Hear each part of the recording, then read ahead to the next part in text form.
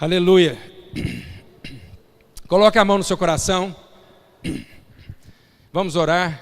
Vamos declarar. A palavra de Deus diz que em tudo a gente precisa mesmo abrir os nossos lábios, a gente declarar aquilo que a gente acredita, a gente crê em Deus. E eu queria que você repetisse: Senhor, nós estamos aqui nessa noite para ouvir a Tua voz. Queremos, Pai, que o Senhor fale aos nossos corações. Em nome de Cristo Jesus. Queremos entender, Senhor, que nada está perdido, mas em tudo nós podemos no Senhor. Amém? Aleluia. Repita comigo. Todos vocês: nada está perdido. Aleluia. Não, aleluia não precisava repetir não, mas deixa eu falar uma coisa para vocês. O tema de hoje a gente vai estar falando sobre picos e vales. E a gente vai falar sobre isso, nada está perdido. Porque há momentos na nossa vida que a gente tem a sensação de que algumas coisas se perdem. Então, o livro, esse livro Picos e Vales, que a gente está lendo e estamos ministrando essa série, fala muito sobre isso. Então, há momentos na nossa vida que a gente passa pelos vales. E os vales são os momentos difíceis, os momentos de dor, os momentos de luta, os momentos onde muitas vezes a gente não vê esperança.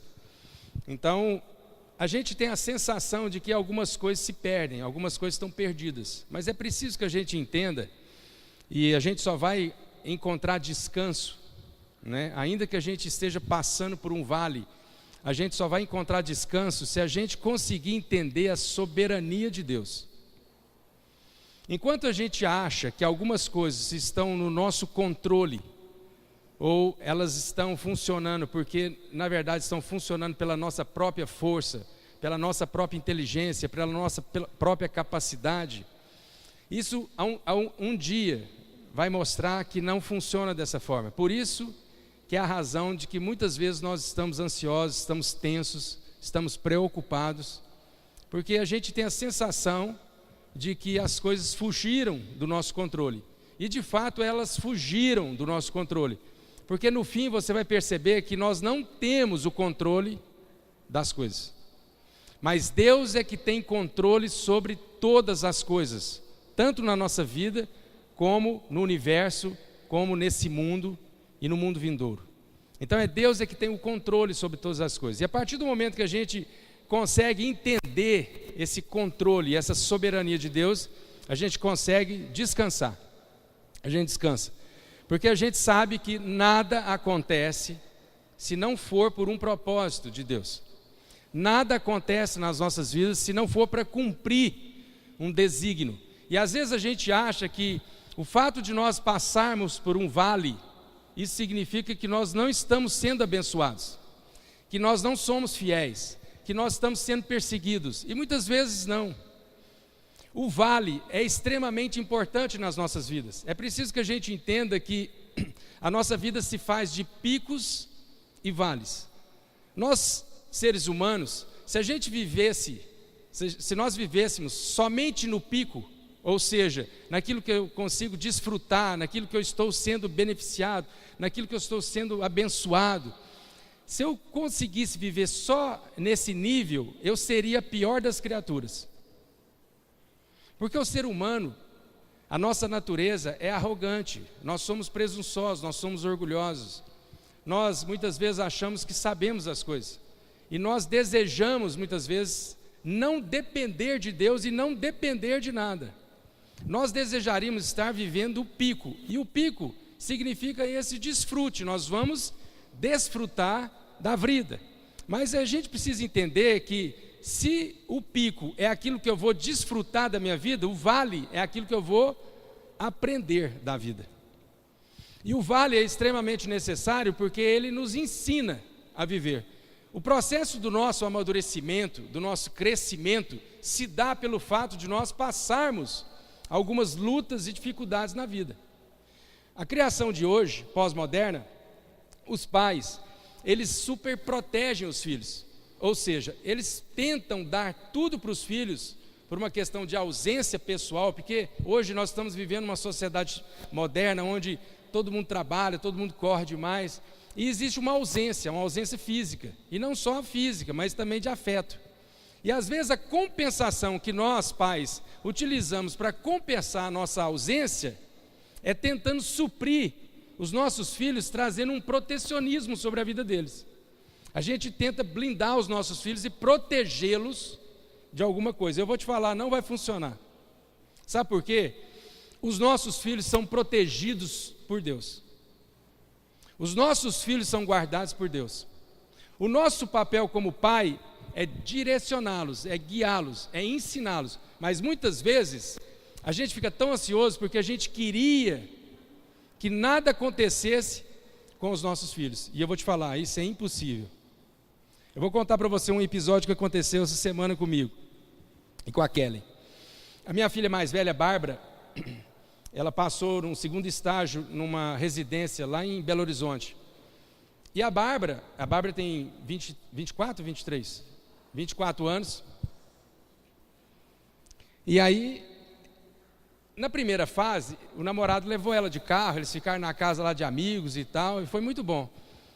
Mas aí, na segunda fase, por uma questão financeira e econômica, a Bárbara falou, não, eu vou de ônibus. Eu falei assim, Bárbara, vai de ônibus sozinha e tal. E o Gilbertinho achou muito ruim, falou, não, pai, a Bárbara não pode ir sozinha, é muito perigoso e tal. Eu falei, não, não é não, e não sei o que e tal. E aí ele ensinou técnicas de luta para ela, como se defende e tal, né? Eu falei, não precisa dessa paranoia não, Gilbertinho.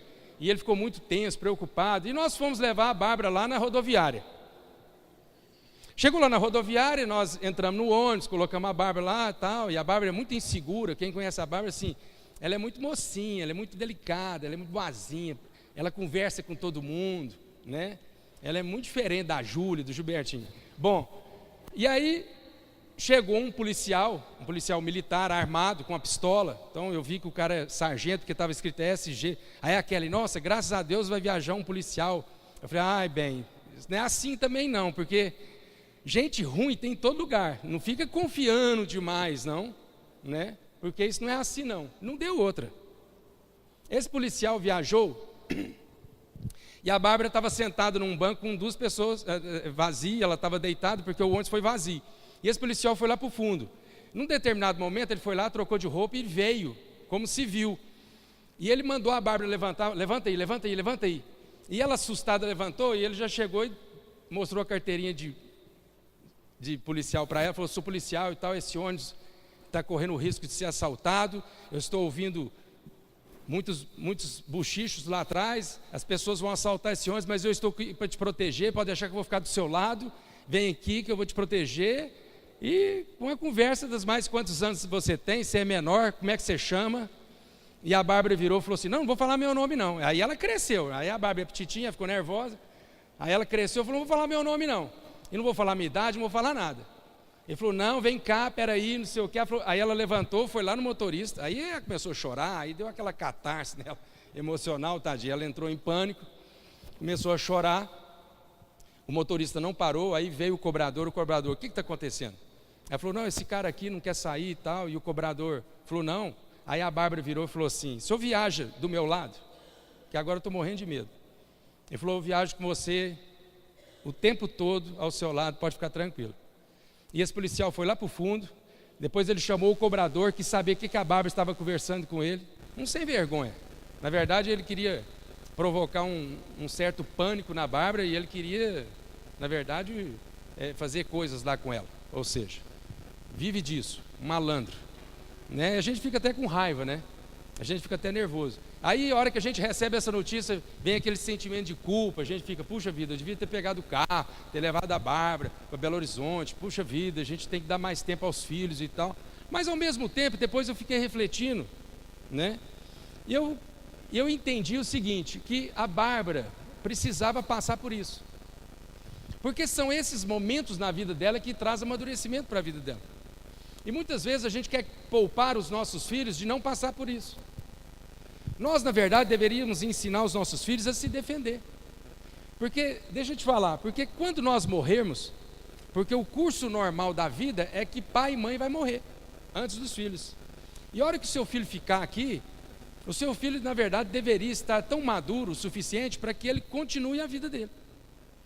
Ou seja, nós não podemos viver a vida deles. Pelo contrário, nós temos que direcioná-los e guiá-los para que depois, no fim, eles tenham toda a maturidade de conduzir a vida deles. Agora, foi extremamente necessário para que a Bárbara pudesse passar por isso, para que ela enfrentasse a vida melhor, para que ela não fosse tão boazinha como ela é, que ela fosse mais objetiva, que ela fosse mais segura, mais sincera, enfim, porque a vida vai nos ensinando muitas coisas. E é preciso que a gente entenda que nesse curso da vida, Deus está sempre ao nosso lado. E se Deus permite algumas coisas, é para o nosso amadurecimento, é para o nosso crescimento. Eu queria que você abrisse a sua Bíblia lá no Salmo 103, e a gente vai ler a partir do verso 19. A Bíblia diz assim: o Senhor estabeleceu o seu trono nos céus, e o seu reino domina sobre tudo. Bendizei ao Senhor, anjos seus, magníficos em poder, que cumpres as suas ordens, que obedeceis a sua voz.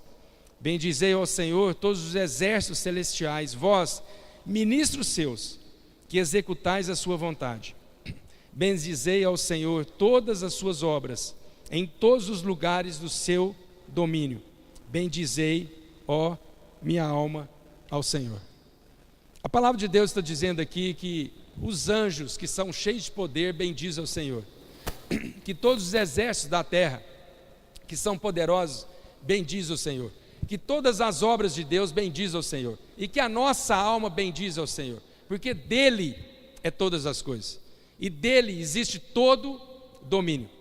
Se nós pudéssemos entregar a nossa vida e confiar em Deus e saber que em tudo Deus está nos sustentando, nós não estaríamos ansiosos por coisa alguma, pelo futuro dos nossos filhos, pela nossa vida, pelo nosso trabalho.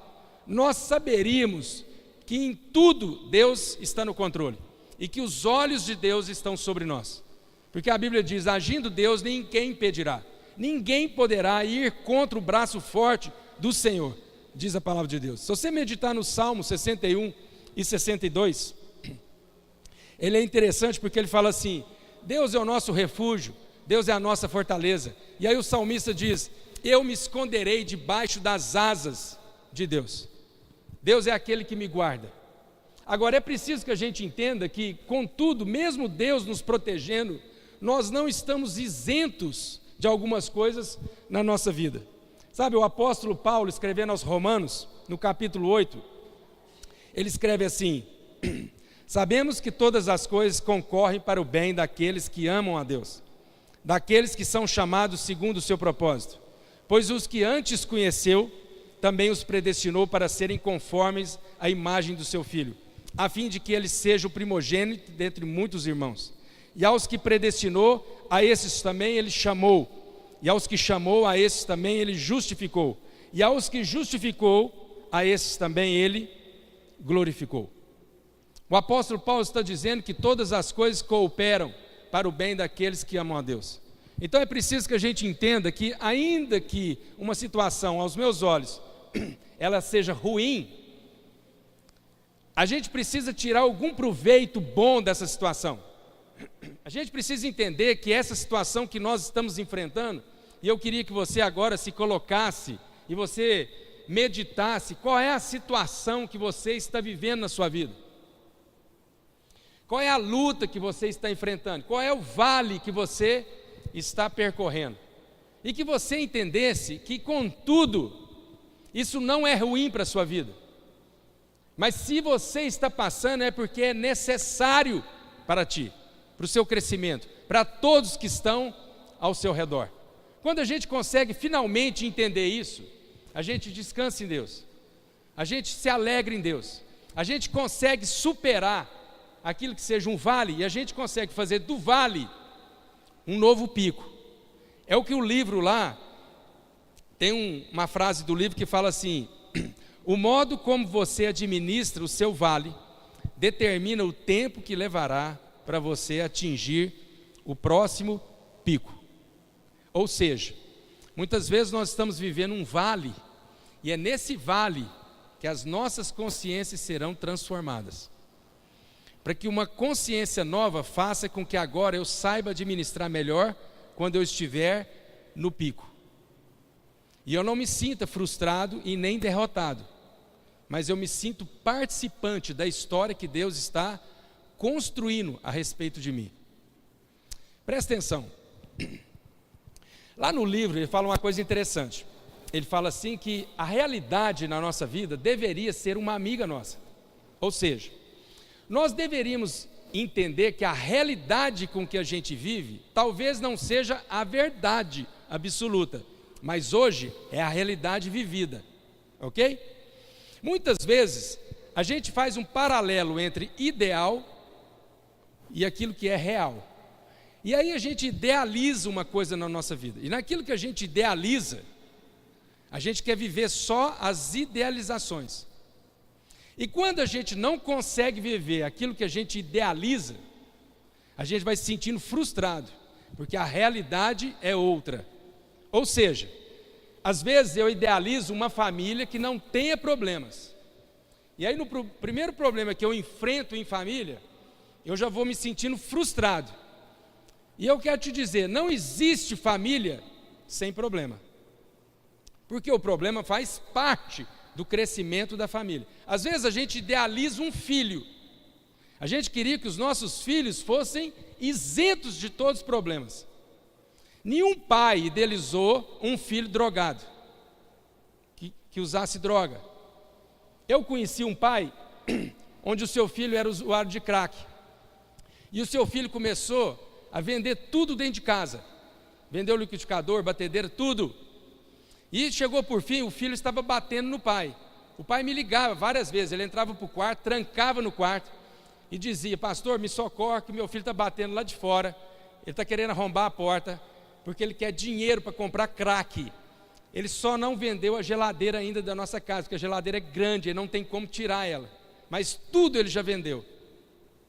E ele obrigava o pai dele a pôr R$10 debaixo da porta do quarto, senão ele batia no pai, ele bateu no pai várias vezes. E eu orientei o pai a fazer denúncia, fazer boletim de ocorrência, mas ele não quis fazer, porque ele saberia que o filho dele iria preso. Bom, esse é o desafio desse pai. Às vezes a gente olha, mas esse pai não soube criar o seu filho, esse pai, ele não deu boa educação, esse pai não foi um bom exemplo. Quem disse? Às vezes esse pai foi o melhor pai do mundo, às vezes esse pai deu uma ótima educação.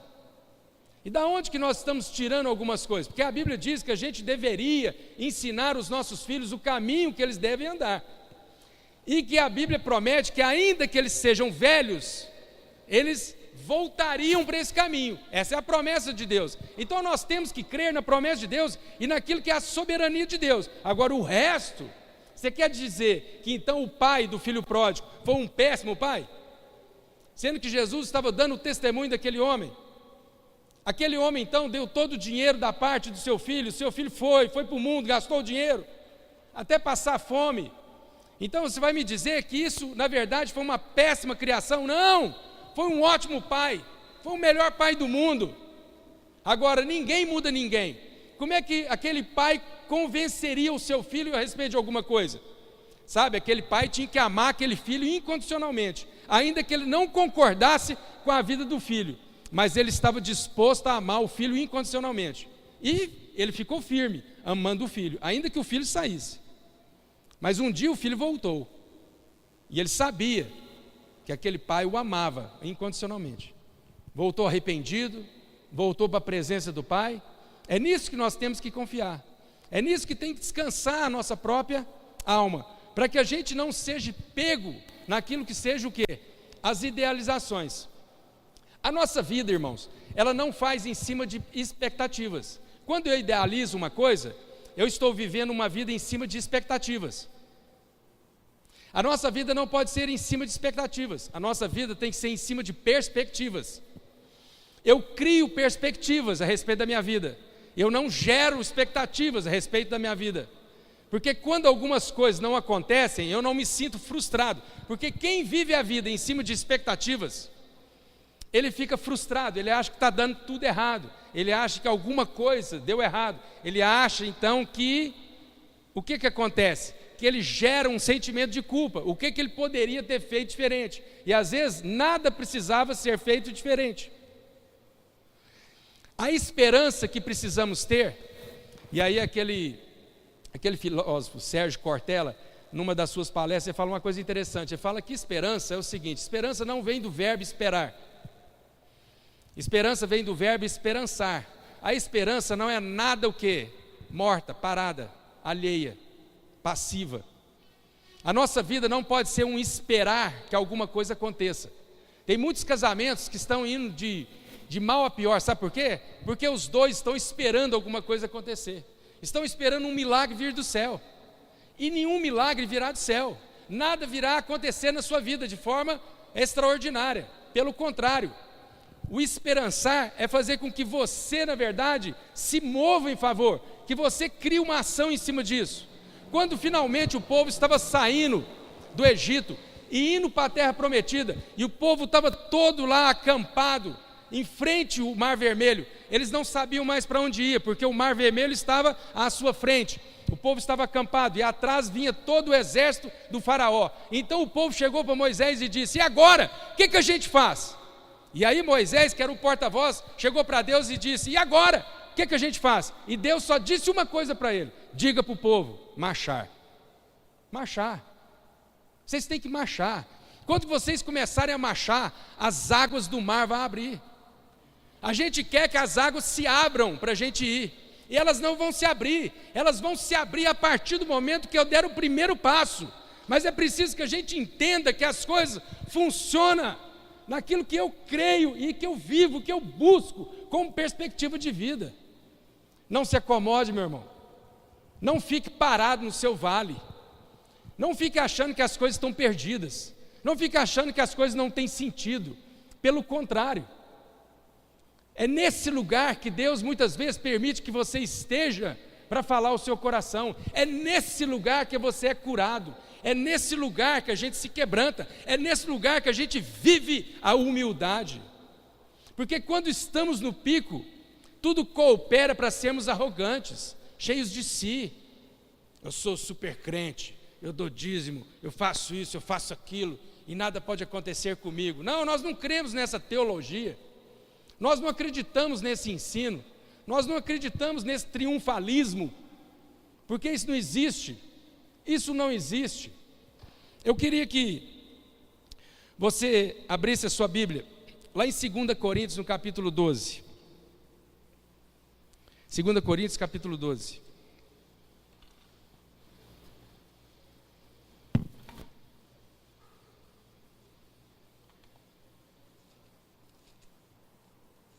A gente vai ver o que aconteceu com o apóstolo Paulo na vida dele.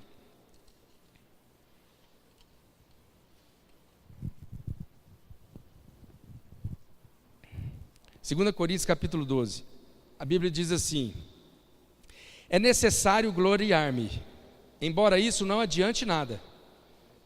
Eu passarei as visões e as revelações do Senhor. Eu conheço um homem em Cristo que há 14 anos foi arrebatado até o terceiro céu. Como se no corpo não sei, se fora do corpo também não sei, Deus o sabe. E se sei o tal homem, se no corpo ou fora do corpo não sei, Deus sabe, foi arrebatado ao paraíso e ouviu palavras inefáveis, as quais não é lícito ao homem referir. De um assim me gloriarei, mas de mim mesmo não me gloriarei, senão nas minhas fraquezas. Ainda que eu me gloriasse, não seria nécio, porque estaria dizendo a verdade, mas abstenho-me, para que ninguém pense de mim mais do que em mim vê ou em mim ouve, para que eu não me exalte nas minhas excelências, nas excelências das revelações. Foi-me dado um espinho na carne, a saber, um mensageiro de Satanás, para me esbofetear, a fim de eu não me exaltar. 3 vezes eu orei ao Senhor para que ele se afastasse de mim. Mas aí o Senhor me disse: a minha graça te basta, porque o meu poder se aperfeiçoa na fraqueza. Portanto, de boa vontade, me gloriarei nas minhas fraquezas, para que em mim habite o poder de Deus. Eu quero te dizer uma coisa. O apóstolo Paulo está dizendo aqui o seguinte: Foi dado a ele tanto poder, tanta revelação, tanto entendimento em Deus, tanta graça, tanta visão. Foi dado a ele tanta coisa, para que ele não se ensoberbecesse, para que ele não se exaltasse. Deus permitiu que viesse um espinho na carne de Paulo, para lembrar Paulo quem ele era, da sua fragilidade, da sua humanidade. E ele mesmo disse isso, para que eu não me exaltasse além daquilo que eu era, foi-me dado esse espinho. E eu orei 3 vezes ao Senhor. Você sabe o que a Bíblia diz, irmãos? Que quando as pessoas passavam pela sombra de Paulo, os lenços de Paulo, as roupas de Paulo, quando encostava nas pessoas, as pessoas eram curadas. Curadas. Então deixa eu falar uma coisa para vocês. Não faltava fé em Paulo, não faltava graça em Paulo.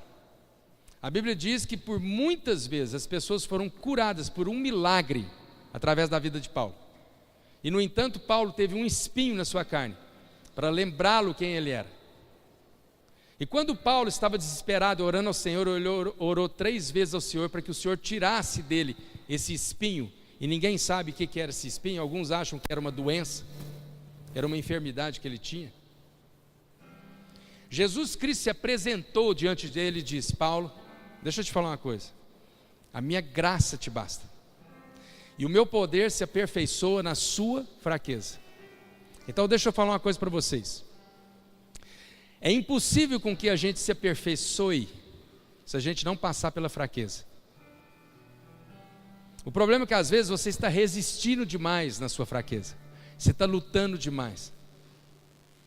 Não lute demais, se entregue. Entenda que você precisa passar por esse momento de fraqueza na sua vida, de impotência, para que você perceba que é exatamente nesse exato momento é que o poder de Deus se aperfeiçoa em nós. E é nesse exato momento é que Deus nos livra de todas as coisas, porque Ele é Deus, e Ele é Pai, Ele é soberano. O que você precisa é entender tudo isso, e você se vestir de uma roupa de humildade, de quebrantamento, e reconhecer tudo isso, toda essa necessidade, todo esse desejo. Deus quer falar ao seu coração. Deus não quer que você saia daqui hoje revoltado com a sua vida. Deus não quer que você saia daqui hoje frustrado, mais frustrado do que você está, mais derrotado do que você está sentindo. Não se sinta derrotado. Não são essas circunstâncias que vão alterar a sua vida. Não é o tamanho da sua conta bancária que vai alterar a sua vida. Não é a sua saúde que vai alterar a sua vida. Por isso que o apóstolo Paulo disse: nós não podemos mais andar pelo aquilo que nós vemos, mas a gente anda pelo aquilo que a gente crê, por aquilo que é um fundamento na minha vida, não pelo aquilo que seja as circunstâncias. As circunstâncias na sua vida todos os dias vão mudar. Hoje você pode estar bem de dinheiro, daqui a um ano você pode estar quebrado. Hoje você pode estar saudável, amanhã você pode estar com um câncer. Eu quero te falar, nada disso altera a sua vida. Nada, absolutamente nada. E é nesses momentos é que Deus aperfeiçoa o seu poder sobre nós. Amém? Em nome de Cristo Jesus. Que você saia daqui hoje entendendo que nada está perdido. Nada. Mas Deus está fazendo com que você seja coadjuvante, participante dessa história que Ele está construindo na sua vida. Nada é por acaso.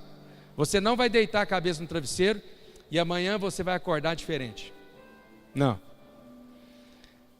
Deus está fazendo com que a sua consciência seja transformada, de forma com que você deite hoje a sua cabeça no travesseiro e amanhã você esteja inconformado com esse mundo.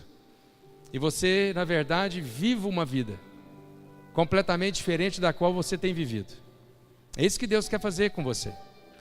É isso que Deus vai fazer com que você então seja conduzido por esse vale. E o salmista então diz: ainda que eu passe pelo vale da sombra da morte, eu não temerei mal algum, porque o seu cajado me sustenta, a tua vara me sustenta. Porque o Senhor é aquele que me guia a pastos verdejantes e águas tranquilas. Esse é o nosso Deus, amém? Em nome de Jesus, feche seus olhos. Senhor, nós estamos aqui hoje nessa noite, Pai, para confessarmos isso. Nada está perdido nas nossas vidas. Pai, que a gente gere uma nova perspectiva hoje. Que todas as expectativas, que todas as vontades, desejos, sejam depositados aqui hoje, para que contudo, Senhor, eu saia daqui cheio de decisões, de materializações, de perspectivas na minha vida, em nome de Cristo Jesus. Eu quero entregar mesmo, Senhor, esse momento e pedir que o Senhor fale aos nossos corações. Nós queremos mesmo sair daqui hoje sabendo, Senhor, que tudo há um sentido. E o Senhor é aquele que está desenhando todas as coisas, o Senhor é aquele que está construindo todas as coisas. E todas as coisas que o Senhor está fazendo a respeito de nós é perfeita. É perfeito. Então, Pai, nós não estaremos abatidos por coisa alguma. Por coisa alguma. Porque nós não estamos vencidos. Em nome de Cristo Jesus. Em nome de Cristo Jesus. Amém.